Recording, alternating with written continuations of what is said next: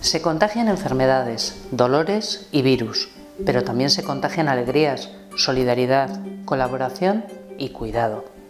Hemos sido pueblo en el dolor, hemos convertido balcones sin ventanas en plaza, hemos respondido al virus con la epidemia de la comunidad, hemos dado a niñas, niños, mayores y toda la gente del pueblo la oportunidad de ser alguien. Hemos trazado el camino de lo que queremos ser, con ese carácter colectivo tan nuestro.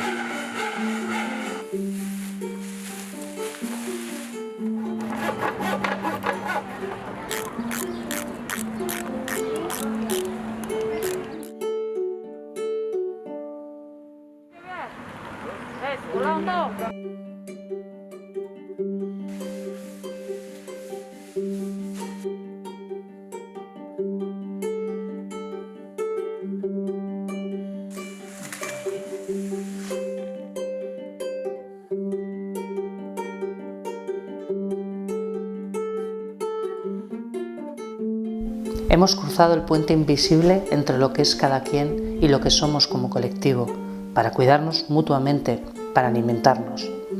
Hemos tenido que ponernos mascarillas, pero hemos dado la cara. Hemos aprendido a navegar en distancias largas, en ausencias, en nuevos términos, y en ese caos hemos planteado nuevas preguntas.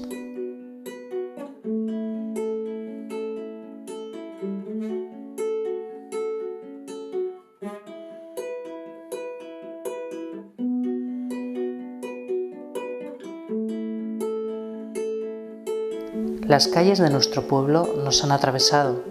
Hemos cerrado nuestros ojos para experimentar con la incomodidad, hasta que las niñas y los niños nos han dicho que los volvamos a abrir.